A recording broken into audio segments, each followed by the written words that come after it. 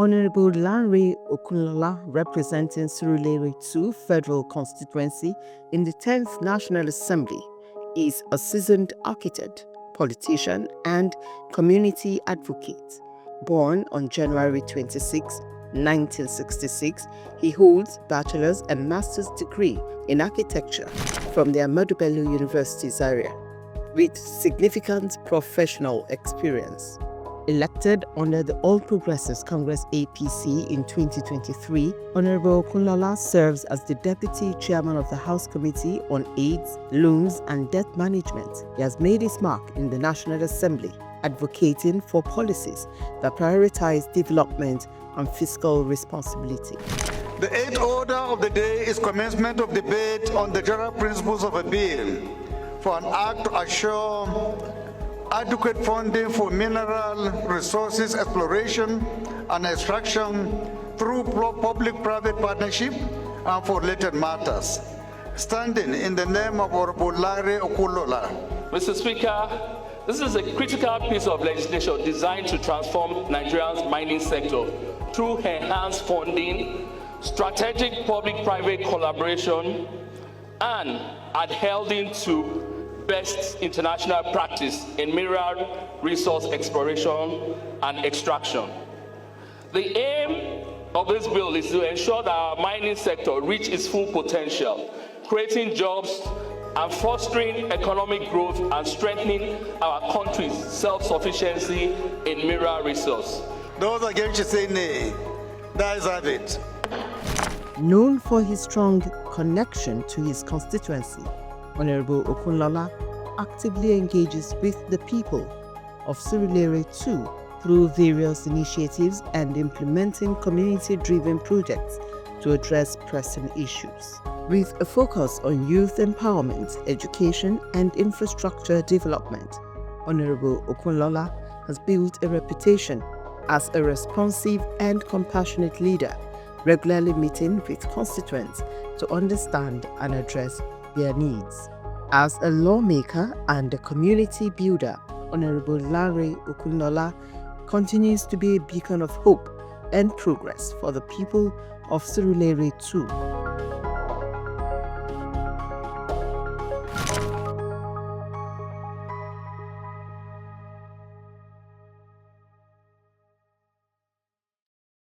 Hello there and welcome to the program NASS Unplugged. I am Mariam Sakari. After months of uncertainty, the House of Representatives on Wednesday finally passed for second reading the 4 tax reform bills. Now, this will form part of our discussion today, and of course, we will be looking at other issues. My guest today is an architect, a politician, a community leader, and he is the Deputy Chairman Foreign Aid, Loans and Debt Management. He is Honourable Lanre Okunlola. Thank you for joining me on the program. It's Thank you good very to much. have you. It's nice to be on your program. All right. So in the opening, I was talking about the tax reform bill. At some point, it felt as if it was never going to see the light of day, but eventually it has passed, it has crossed second reading and hopefully public hearing and, third reading and subsequently the passage. Now, at some point, some northern governors, to be precise, were not in agreement with the bills, and also even lawmakers as well from that side. But what we saw on Wednesday, as if there was like a consensus, even the northern lawmakers were not opposed. What actually happened? No, I think for me it's more of a wider consultation. And I must say that first and foremost, I appreciate the Speaker of the 10th Assembly for his tenacity, for his ability to bring everybody together to actually look at all the details and make sure that we're in same resonance with what's the intention of the bills the four bills were.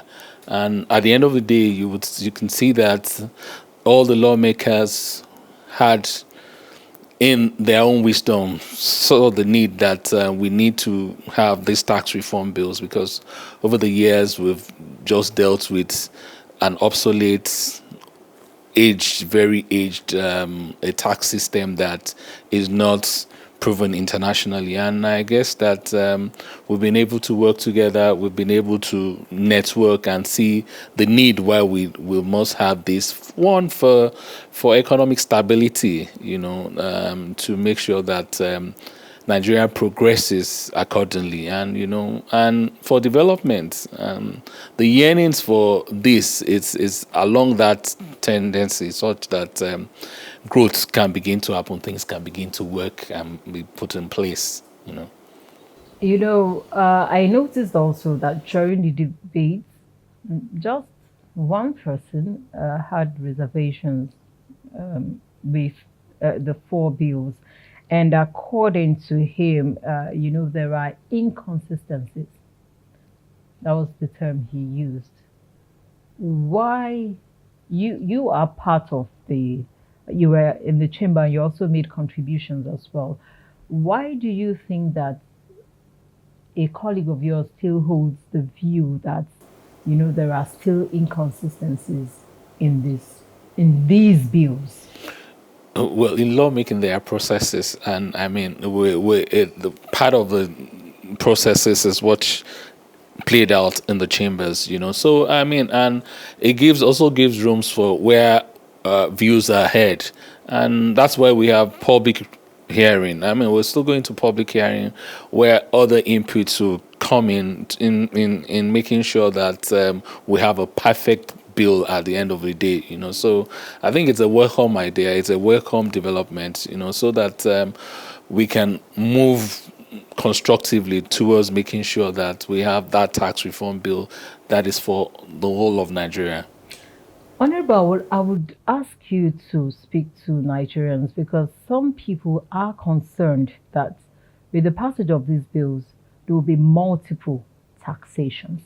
Would you speak to Nigerians to calm for those who are still apprehensive about, these bills?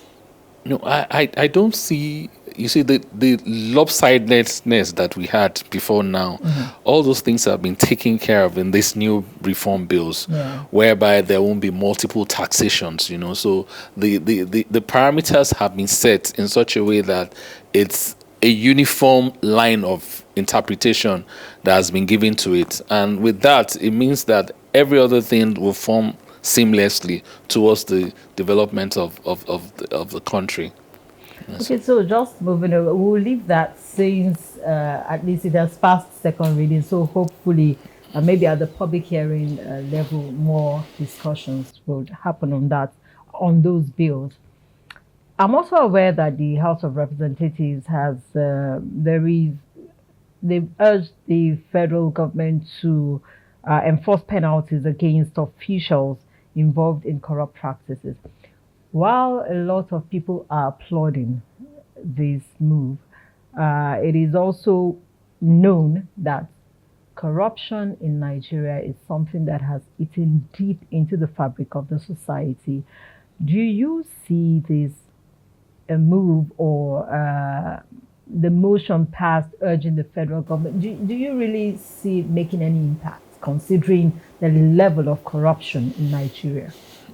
I think first and foremost, our attitude as Nigerians must change. I mean, if you love your country, you protect your country, and you guide it jealously. So there are laws that have been enacted in this country, but the areas where we failed to act accordingly are in areas of implementations and penalties. So I mean, if people know the consequences of doing what they are doing, it becomes apparent for you to say, look, if I do this is what will happen to me. Do you understand? So I guess for us as lawmakers, we should look at how best we can enhance penalties to curb these excesses, but I think generally our attitudes as Nigerians must change. If you love your country, you won't do otherwise. So, but the basic fundamentals, the foundation for that must start even from the new child that is being born today. Love your country, protect your country, fight for your country, stay with your country. So it's a huge one. It's a huge one, and it requires the commitment of everybody, because the word corruption is endemic, and it's such that even as little as the small child, he knows what it means to be influenced. So we as lawmakers will be on our own part. We'll try our best to make sure that penalties are enforced, so that that will serve as punitive actions for such acts. But collectively, it must be a collective attributes from all of us to say, look, stop this. Like a former president, when he was the military administrator, then there was this war against indiscipline. It's a start. It's like a commitment to say, look, war against corruption, it must be deliberate. We must show that, yes, we really mean it, and we must show that the tendency to which these things can be, the first principles, even for you to come late, is corruption. Do you understand? For you not to queue on the line is corruption. Not the global way. It's a corruption of the mind. So it must be a deliberate attempt by all of us. Now, when you talk about it being a deliberate attempt by everyone, you cannot divorce poverty or corruption from poverty. You cited war against indiscipline during the former president or head of state at the time, where people had to be whipped. But at that time, if you check, though some of us were very little at that time, but then at that time, if you check, it was more or less people were forced, not willingly. They were not doing those things willingly. So if we make reference to that time, it wasn't as if people were actually doing things willingly. People were forced, coerced into doing the right thing. And I think that shouldn't be. It worked, but then. But fundamentally, why would you be forced to do the right thing? You should know that.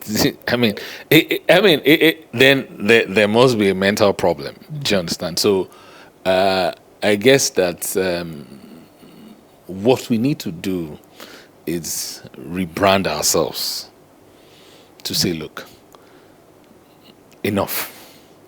Some of these things must stop. We must be able to be guided based on certain criteria. Do you understand? And to see that certain things are not like the norm, but making sure that this country must work. I see where penalties have been instituted in some other countries, and it's a deliberate attempt by everybody.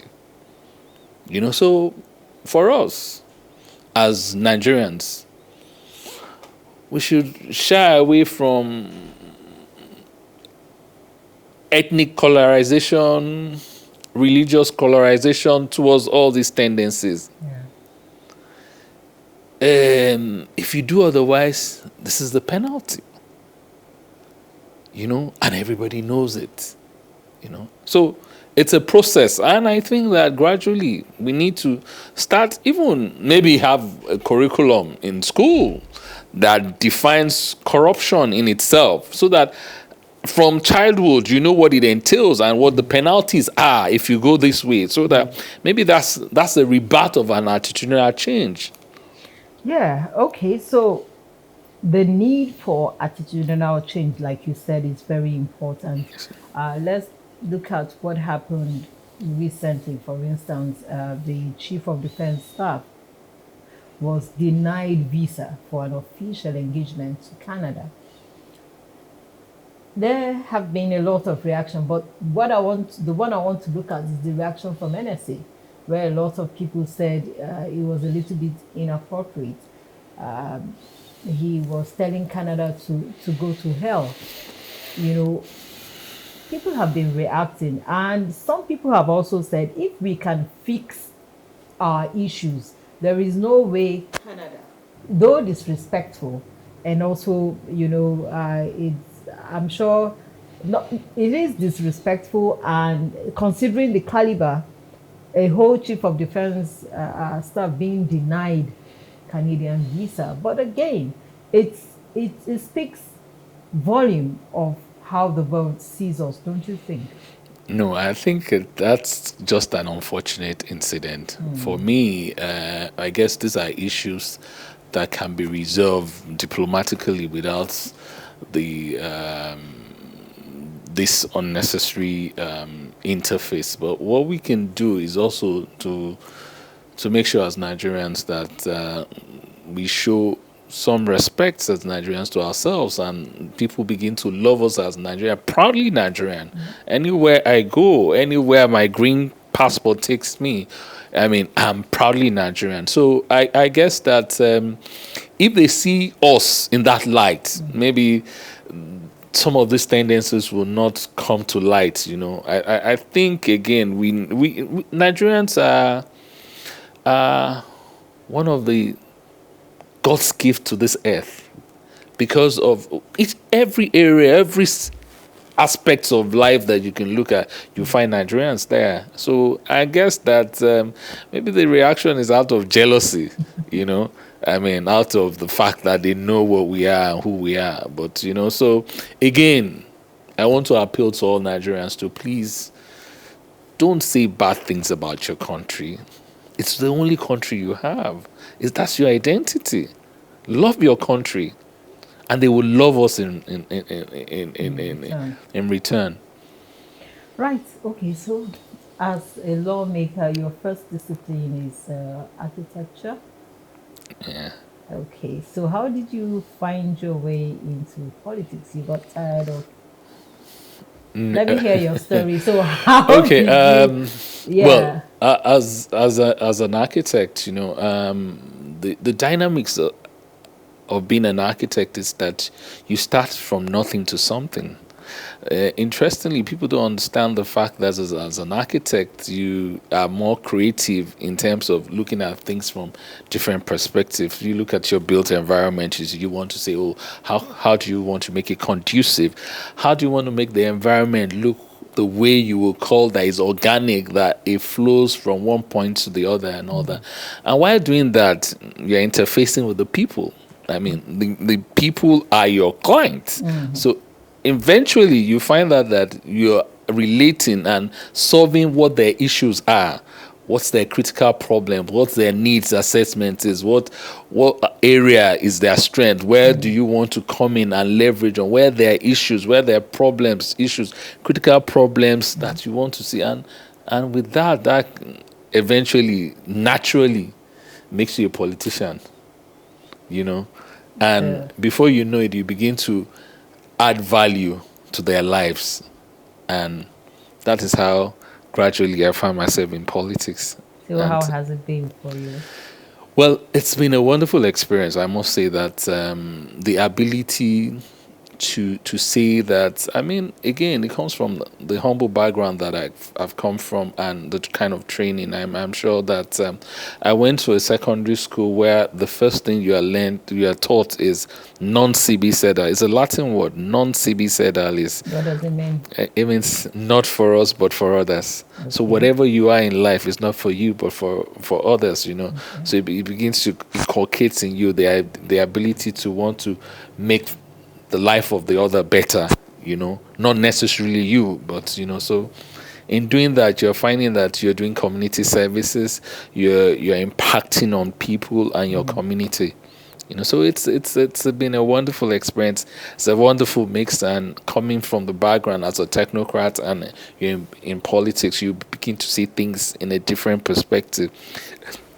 Say that you want things to be seamless, you want to see a template where things work. Yeah. Okay, so you have been here for a year plus now. Motions or bills have you brought to the floor to address issues of your constituents, people from Surulere II? What bills or motions have you worked on or you're working on to address some of the issues of your constituents? Okay, so I must say that it's been a year and probably like 8 months that we're in the house right now. Yeah, roughly a year. And in that few periods, we've been able to lay on the floor of the house 18 bills, and several motions. Our bills ranging from establishment bills, in my community is densely populated, and it's a community in Lagos that is cosmopolitan. I have 6 very huge community. Namely, I'm sure that you're familiar with some of the names: Orile, Aguda community, Koka community. Then you have Ikate community, you have Itire and Ijesha. These are prominent communities that are very vast and densely populated.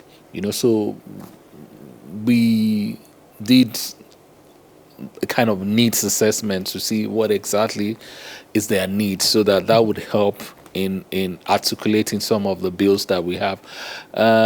For instance, their yearnings and their needs is for a medical center, really, which we've gone to is now in we're very soon it's going to go for a public hearing, Federal Medical Center, or really, such that it would help them, because over the years, because of their location and the densely populated nature of Orile, the Badagry Expressway that transverse through Orile, incidents of accidents, high incidents of child mortality and all that. So the yearnings, that was basically one of their major demands. So, and I must say that I'm happy that that's gone through public hearing. It's going through public hearing now. Then also the other ones in Ijesha, where that also is involved. Federal College of Education Ijesha. Mm-hmm. It's gone through second reading and it's going through public hearing too.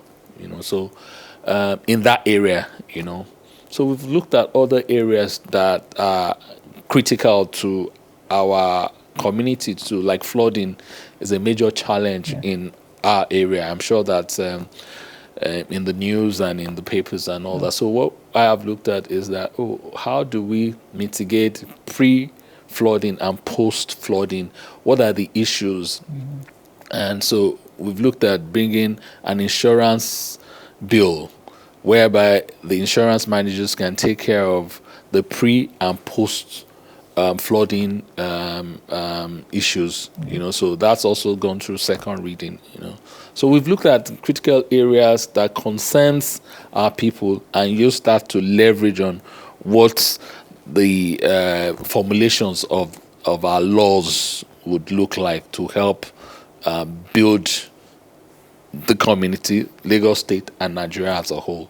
On motions, we have several motions ranging from disability motions, the need for the MDAs to create access for disabilities in line with the 2018 Act, Disability Act, that has been promulgated. So we've looked at that too. We've looked at debt issues too, how a proper oversight can be done in terms of debt management in Nigeria, and a couple of others that we've presented on the floor of the House.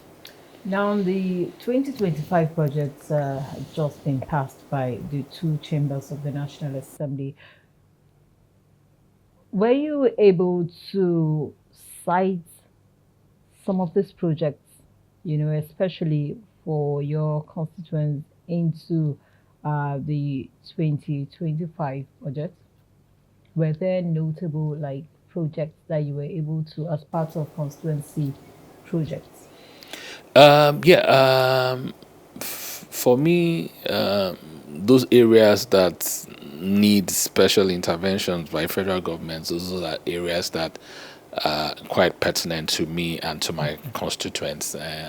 Areas like road interventions, which we're sure that they will also come to assist in those road interventions. There are quite a lot of roads that we need, internal roads that we need to do in my constituents, that we hope that the federal government will come in to provide that succor for us.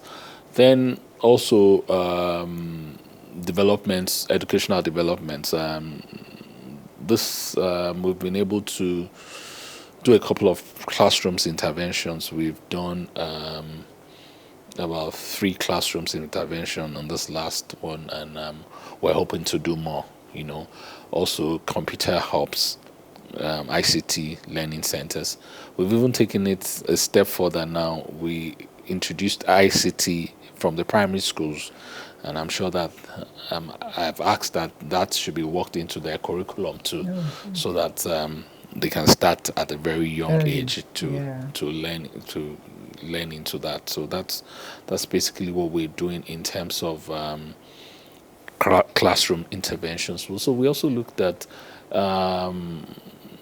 empowering our youth and our women.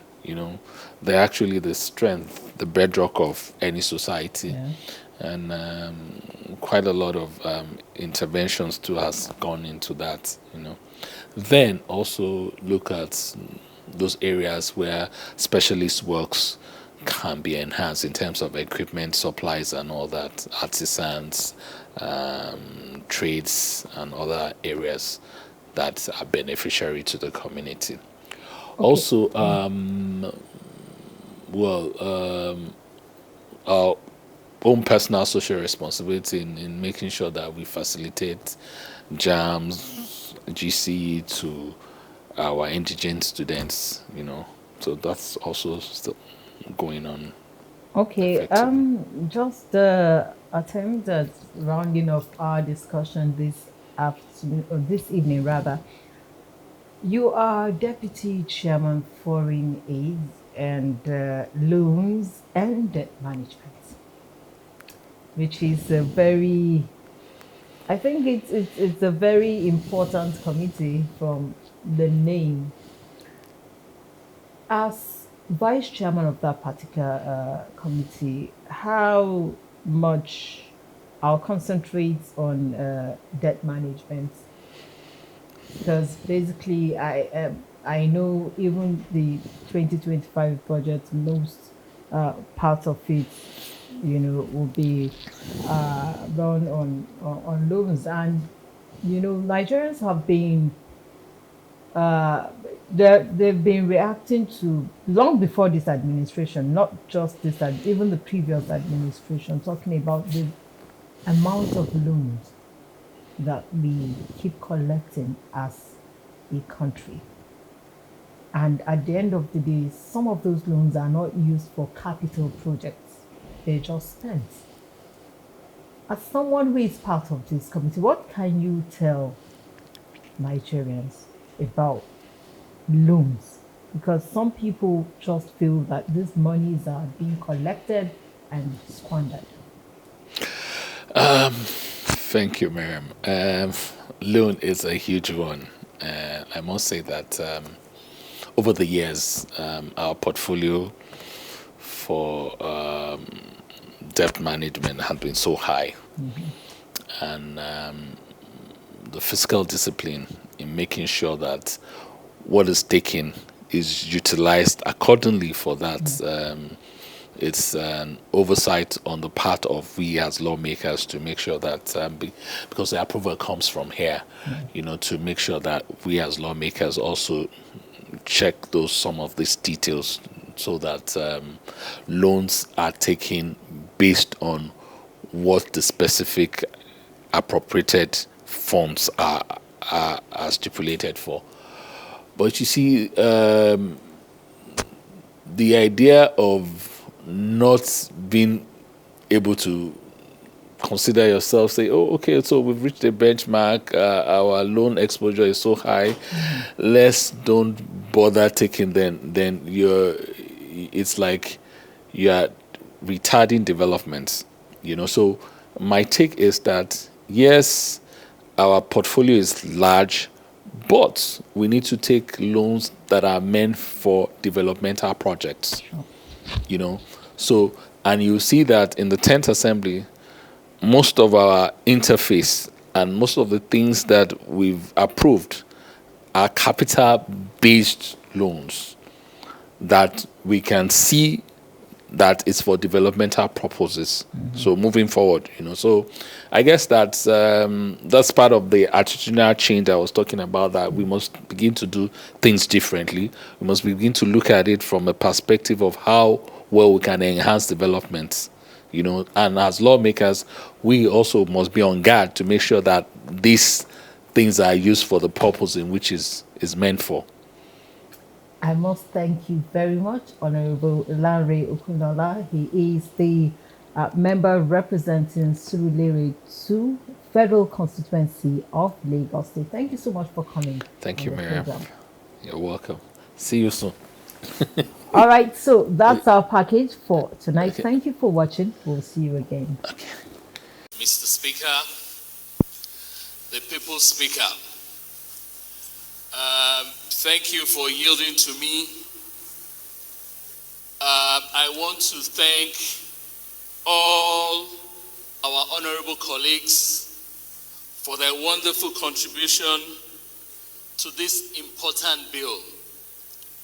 I want to thank the President of the Federal Republic of Nigeria for this landmark bill in solving issues that are pertinent to our great nation, Nigeria.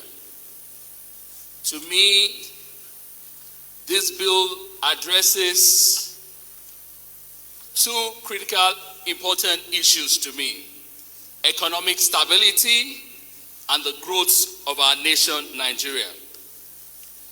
This bill is designed to create a progressive tax system where the burdens are shared among all citizens. It streamlines the processes, reduces the loopholes, and increase the collections of revenues for our great country to service public services like healthcare, education, and infrastructural development. This bill promotes economic investments and creates a favorable environment for businesses to strive. This bill is an all-important bill for the development of the next generation of Nigeria. So it's a critical step towards making this country stronger and more prosperous. I want to urge all our members, all honorable members, to support this bill. Thank you, and God bless you all.